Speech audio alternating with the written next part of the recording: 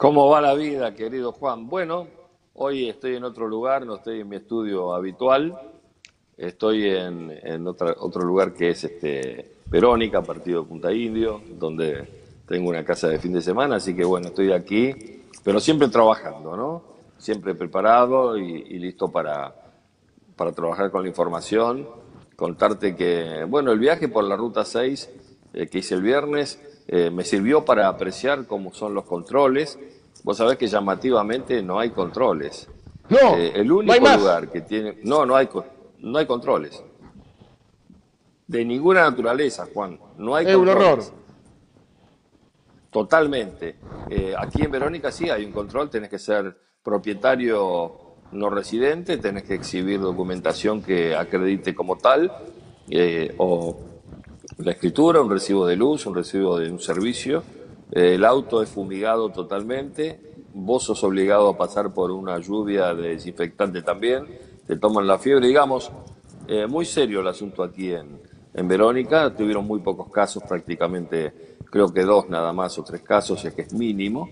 Pero bueno, lo interesante es que el periodista que está siempre en observación de la realidad, este viaje me permitió observar qué es lo que pasaba. Es un viaje casi de 200 kilómetros desde General Rodríguez hasta aquí y no he encontrado un solo control, ni siquiera un control vehicular. No controles de pandemia, ¿me Claro. entendés? Ni siquiera un operativo de control vehicular. Así que bueno, no nos sorprendamos si esta cuestión, después de que pase este veranito que se insinúa respecto a la pandemia, y no hay cuidado, va a pasar lo que pasó en Europa si no hay vacunas. Va a venir una ola fuertísima o fortísima, precisamente una segunda ola, así que hay que prestar atención. Hay comercios donde la gente ya ingresa sin barbijo, la gente no quiere hacer ningún tipo de protocolo de prevención. A mí me parece que es un tema muy serio y no va a estar resuelto hasta que se aplique la vacuna. Sabemos que uno de los grandes resultados y alegrías precisamente de estos días es que la vacuna Pfizer está en fase 3 y ha respondido muy bien.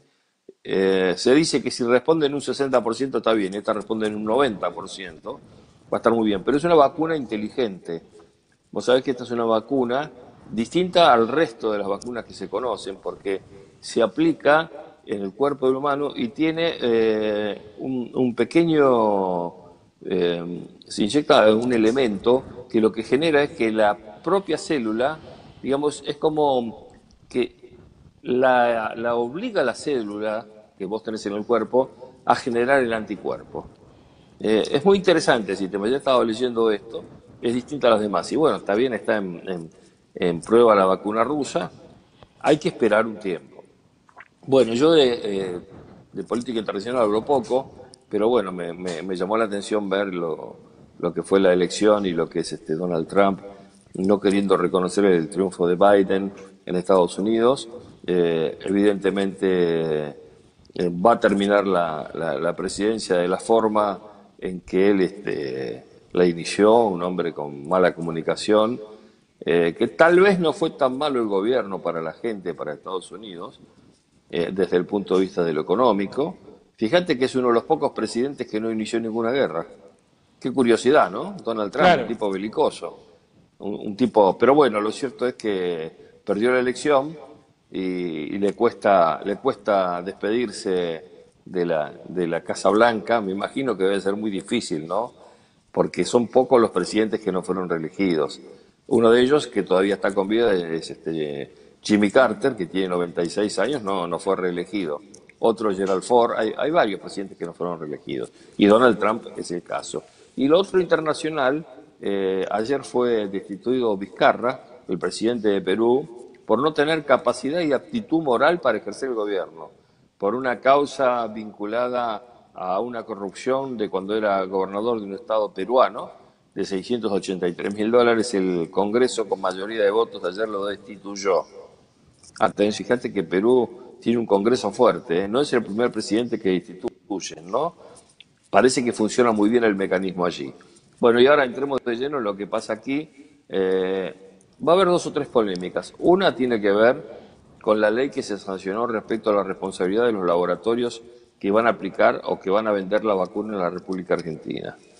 Es decir, hay una ley que le quita la responsabilidad penal al laboratorio, hay un protocolo que la persona que recibe la vacuna tiene que firmar, desvinculando precisamente a quien la aplica y al laboratorio de responsabilidad penal. Creo que es un tema muy serio. Y el otro tema es el de vinculado con HDL Pharma, una empresa altamente sospechada porque tiene gente que estuvo presa, hay inclusive allí uno de los propietarios pertenece a la mafia de los medicamentos, todos tienen no solo procesos sino también detención, y lo que uno no se puede explicar, ¿para qué el gobierno necesita comprar a una empresa privada algo tan delicado que directamente tiene que ser un acuerdo entre el gobierno, AstraZeneca o la Sputnik V, la vacuna rusa? No es necesario recurrir a un intermediario. Yo, por lo menos, esa es la opinión que yo tengo, ¿no? Lamento que esto suceda así y espero que el gobierno tome nota de la cuestión. Fíjate vos que estamos a punto, en pocos días, aparentemente, en diciembre se comenzaría con la vacunación. Se está pidiendo gente famosa, Rial dijo que se vacuna, Brancatelli también, hay varios que ya se quieren vacunar para que de esta manera incentivar a que la gente se anime a darse la vacuna. Así que está muy bien esto de incentivar. Hay que tener en cuenta que el primer punto, más allá de todas las marchas que se hagan y toda esa reclamo que no tiene demasiado fundamento respecto a la vacuna, respecto a los jueces, bueno, cada uno tiene la libertad de morirse como quiera, ¿cierto? Si vos no te querés aplicar la vacuna, pues tenés confianza, pero tenés que pensar, Juan, que ningún gobierno va a permitir que se aplique una vacuna que ocasione la muerte. ¿Me entendés? La muerte de una persona, en Brasil originó la muerte de una persona por la vacuna china, que se suspenda la vacunación. Y yo creo que en Argentina, que es un muy buen país, más allá de todo lo que está pasando, compararlo con el resto, nadie va a aplicar, al menos un gobierno popular como tenemos ahora, una vacuna que no sea efectiva o que cause daño a la salud de las personas, bajo ningún punto de vista. No, por supuesto, Edgardo, yo estoy completamente de acuerdo con lo que decís.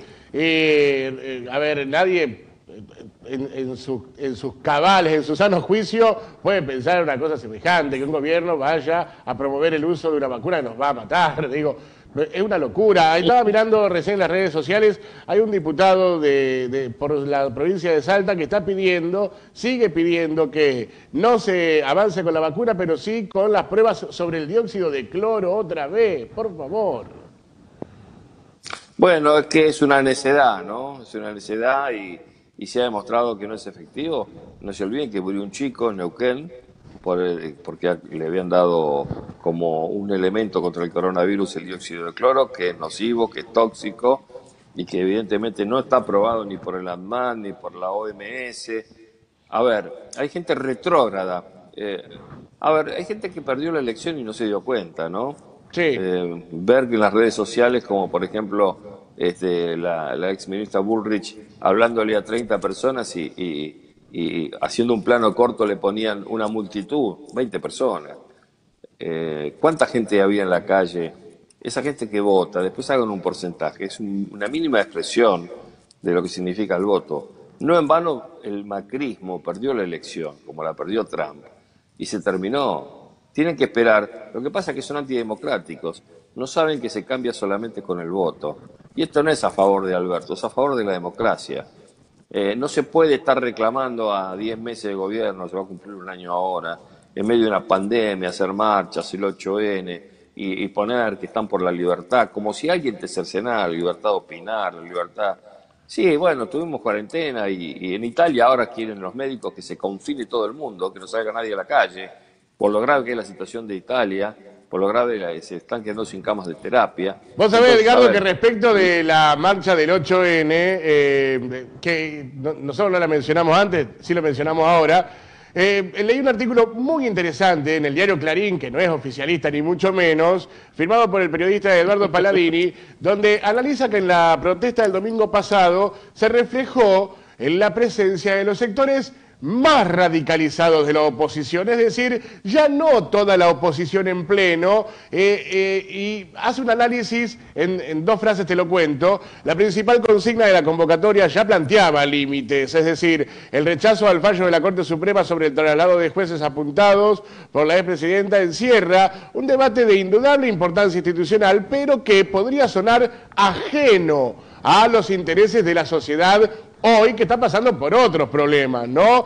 En tanto que destacó que la del domingo fue una marcha de menor envergadura, también respecto a otras recientes, como la del 12 de octubre. ¿Esa repetición, acaso, explique parte de la merma, aun cuando los números de opinión pública siguen mostrando que hay gente que todavía, digo, no le gustan las cuestiones, o algunas cuestiones del gobierno, ¿no? El redactor de Clarín dijo, además, la circulación de mensajes y hashtag resultó más baja que en otras marchas recientes en las redes sociales y, por ejemplo, en el Obelisco, epicentro del reclamo, se mezclaban consignas, es decir, carteles con consignas, por ejemplo, hacía hincapié en la falta de justicia, entre comillas, pedían basta de corrupción, pero también se exigía la apertura de aulas, la gente pro vida aprovechó para manifestarse en contra de la legalización del aborto, es decir, un cambalache, ¿no? Totalmente un reclamo inorgánico. El tema del fallo de la Corte es un buen fallo, los jueces ya lo dijimos, me voy a cansar de decirlo, pero lo voy a volver a repetir. Lo designa el Ejecutivo con acuerdo del Senado y los jueces no se pueden trasladar. Es decir, que es un fallo que se ajusta a derecho, ahora hay que volver a concursar para el cargo y se acabó, y se terminó. Y de cualquier manera, la gente que tanto opina, fíjate cómo la carta que escribió Cristina Fernández influyó en un sinfín de hechos, porque incluyó a los medios. Y los medios que se miran para el costado y se hacen los distraídos se dieron cuenta con la operatoria que estaban generando una debacle con una moneda como el dólar, y donde Cristina habló claramente sobre el dólar. Fíjate que el dólar ayer estaba a 151 pesos. Es inédito que haya bajado a 44 pesos el dólar. Sí, Juan. sí. 44. Bien Guzmán, bien Guzmán ahí, Bueno, ahora está en la oposición diciendo que se hizo con fondos del ANSES. Lo que sucede es que no puede ser, y yo coincido con la expresidenta, no puede ser una economía bimonetaria cuando en realidad tenemos la misma. Tolosa Paz dijo en el programa de Juanita Viale, ahora no es más de Mirta Legrand porque Mirta no volvió todavía, dijo que hay 30 millones de personas, no, perdón, hay un 30%, 30.5% de personas carenciadas, tal vez sea un poco más. Después se mandó un gaf terrible cuando dijo con 6.000 pesos una persona puede vivir un mes, ¿no? Me parece que totalmente fuera de lugar las cifras que dio. Y otro dato, que a veces es importante saber quién del gobierno va a los medios, porque qué vulnerables que son. Y fíjate, vos lo del ministro Trota, cuando le preguntan en qué ahorra, y el tipo dice ahorro en dólares, con todo el mundo. Y la jefa, ayer fue jefa de Estado, Cristina Fernández, emitió una carta diciéndote a propósito de lo mismo monetario, que el ministro de Educación diga que ahorra en dólares es un despropósito, Juan. No me digas que no es un despropósito, ¿no? Sí, sin duda, porque además, digo, esto que mencionabas recién de la anterior funcionaria, ¿cómo a veces el poder, Tolosa Paz, aleja, el poder te aleja de la realidad? Digo, indudablemente que es así, ¿no? Es imposible pensar que con 6.000 pesos se puede vivir todo un mes. ¿De dónde sacan esos números, Edgardo? ¿Cómo hacen para sacar esas conclusiones? Me parece totalmente desacertado. Me hizo acordar cuando Macri no sabía cuánto era la jubilación mínima, ¿te acordás? Que digo 9.000 y pico. No sabía cuál era la jubilación mínima. Bueno, los temas están planteados. Y el otro tema tiene que ver con una excelente nota que escribió Ernesto Cherkis Vialo, un gran periodista, en el portal de Noticias Infobae respecto a Maradona, ¿no? En donde la nota titulada Dios te da una oportunidad, pero después de la última no avisa ni siquiera a Dios por Maradona, ¿cierto? Y hace un planteo cierto de lo que es el uso, la utilización de uno de los mayores ídolos deportivos de la historia argentina y del mundo, Diego Armando Maradona, ¿no? Y cómo se mezclan los negocios y todo un entuerto familiar detrás de lo que genera Diego Maradona, que lo expusieron casi en una situación gravísima de salud por unas camperas que decían YPF a mostrarse en el estadio de Gimnasia con la inauguración del campeonato el día que cumplía 60 años, ¿cierto? ¿Qué reflexión merece para nosotros esto de no tener en cuenta la calidad de los ídolos y además que la justicia actúe alguna vez y se den cuenta que Maradona tiene poca chance de vivir si continúa con las adicciones? Cherkis Vialo, dice que Maradona tiene apenas el 38% sano de su corazón, ¿no? Atención con esto. Y toco el tema Maradona porque es un tema que me preocupa mucho a mí. Es un tema que me preocupa en cuanto a la difusión que ha tenido, en cuanto a la interna que existe alrededor de Maradona y los intereses, como dije antes, y que lamentablemente no miran, porque después va a ser tarde cuando se quieran lamentar de Maradona, ¿cierto? Cuando se den cuenta que Maradona está en el estado que está y él insiste con irse y que quiere dirigir, y en realidad Vialo dice que no se puede, no está en estado y debe tener muy buena información él con el planteo que hace respecto a un gran ídolo como Diego, y hay que cuidarlos, y además no puede ser que durante toda una vida Maradona haya dado de comer a miles de personas. Mirá que se han enriquecido con Maradona, más allá de su vida, pero fíjate cuál es su final de soledad, ¿no? La soledad que lo acompaña, a tal punto de necesitar de alcohol, ansiolíticos, calmantes. Fíjate cuál es el estado de un ídolo que está en la más absoluta soledad, rodeado de negocios, nada más que de gente que pretende hacer negocios. Así que debemos reflexionar también, ¿no? Es parte de nuestra cultura esta, de precisamente querer que los ídolos sean eternos, que sean intocables y que sean impolutos ante cualquier enfermedad, y no es así. Maradona es un ser humano, es un hombre que merece todo nuestro respeto, nuestro cuidado, más allá de las cuestiones que ha sucedido en su vida personal, pero ha sido un gran deportista y a mí me duele muchísimo vivir estas situaciones con un tipo como Diego. Así que bueno, quería decir esto, y la polémica que se viene antes de cerrar es el ajuste a los jubilados. Sí. Ya el jueves vamos a hablar de ese tema, es un tema serio. O sea que te invito, el miércoles por la noche vamos a tener que hacer político a Juan Carlos Juárez, hablando de este tema que vos conocés, de tu amigo querido Edgardo. Así que para el jueves vamos a tener bastante material para ir conversando sobre el tema. Fui su asesor 8 años en la Cámara de Diputados. El único asesor que estuvo los 8 años con Juan Carlos. Y además columnista de mi programa de radio. Y además un gran amigo. Sí, un hombre que sabe muchísimo de derecho previsional, de jubilación. Sí, es un tema serio sí. Porque evidentemente hay mucho run run alrededor de lo que se gasta en los jubilados.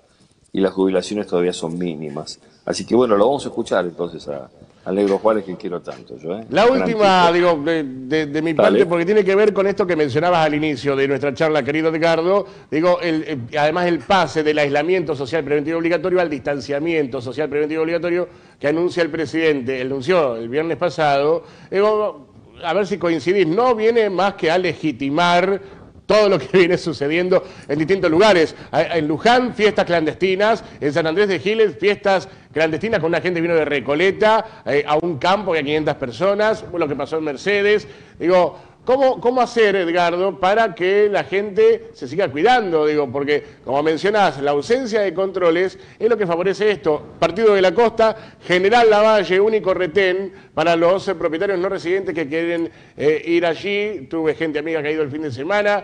¿Cómo hacemos, Edgardo? Y mira, creo que el control tiene que existir, creo que el Estado no puede perder el control, y siempre digo lo mismo, el ejercicio del monopolio de la fuerza, bajo ningún punto de vista. Me parece lamentable que la gente además no se cuide por sí sola, ¿no? Mira, hoy fui a un negocio aquí en la zona y yo estaba con mi barbijo, el cartel decía 2 personas y adentro había 4. Yo no ingresé, esperé. Cuando sale el tercero y le digo, queda uno solo, ¿no? Sí, los felicito, me dice el tipo, porque... Y él estaba con 3 más adentro, ¿no? Mirá lo curioso. Y dice... Lo felicito porque así hay que hacer. Yo miré al tipo, no sabía si putearlo, perdón la expresión, o reírme. Porque, fíjate, eran 4. Cuando quedó el último, pero el tipo salió como felicitándome a mí porque yo esperé al último y entré cuando había 4. No, hay que respetar a rajatabla el distanciamiento, hay que ejercer todos los protocolos, no hay que olvidarse del aseo, no hay que olvidarse del alcohol en gel, del barbijo. Esto no se terminó, todavía tenemos 8.000 contagios, 300 muertos, estamos en una cifra de 34.000 muertos. Atención, atención con esto. No es que... Sí, yo entiendo que 200 y pico días es cansador, pero a ver, muchachos, la vida vale mucho más que 250 días, ¿eh? Vale mucho más. Y lo de la fiesta clandestina yo le aplico una sanción penal económica, ¿me entendés? Sí. O sea, le pongo una multa, pero le pongo una multa como hacen en los países europeos. Si vos, por ejemplo, no tenés barbijo, la multa creo que en libras eran algo así como 500 libras en Inglaterra, una multa altísima. Entonces yo te pongo una multa altísima y no tenés, te embargo la casa, viejo. Lamentablemente no se hacen cosas aquí porque la oposición pone el grito en el cielo y el presidente escucha, es un presidente conciliador este, pero lamentablemente, mira, somos, como se dijo siempre, hijos del rigor. Y a mí me parecía excelente de que haya controles. Nosotros hicimos toda la cuarentena, hace meses que estamos haciendo este envío a través de Milenio Media, a través de la televisión, con nuestros medios, con lo que podemos. No hemos dejado de trabajar nunca, pero atención, no nos podemos distender porque llega el verano, porque aquí nada ha terminado, porque aquí no hay todavía una última palabra, todavía no está la vacuna. Así que bueno, me parece que es un tema para seguir metro a metro. Y me parece que el gobierno tiene aquí la solución. Donde hay una fiesta clandestina y se detecta, aquí la gente no tiene que sentirse mal por denunciar una fiesta clandestina. Al contrario, es en bien de la salud de todos. Lo que tiene que hacer el gobierno es detener a las personas, armar un expediente y el código contempla la multa como una pena. Y poner multas. A ver, fuiste a una fiesta clandestina, el que organizó la fiesta tiene una multa de 2 millones de pesos. Claro. Y no tenés, te embargo la casa, te embargo el auto. Y a los participantes tenés una multa de 200 lucas para arrancar. Para arrancar. Para empezar a hablar. Para arrancar. Porque ¿sabes qué pasa, Juan? Si no, todo el esfuerzo que se hace es en vano. De la gente misma. Porque no tiene sentido. A ver, ¿cuál es la necesidad de una fiesta clandestina?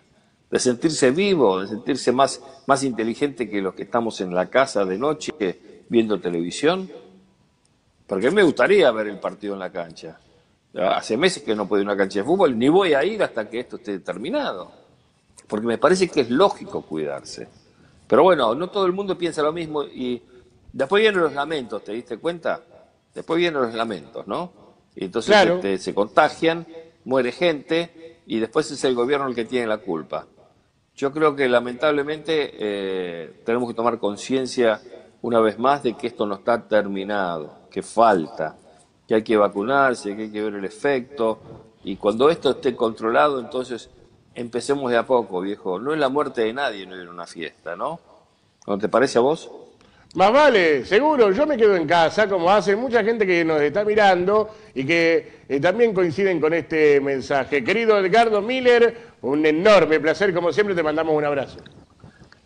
Viste que me acompañó Pablo Neruda atrás hoy, ¿no? La grande Neruda, muy bien, sí señor. Es un cuadro de Pablo Neruda que trajimos de su casa de Chile, de Santiago de Chile, y que está aquí en mi casa de fin de semana acompañándome don Pablo Neruda. Ahí está.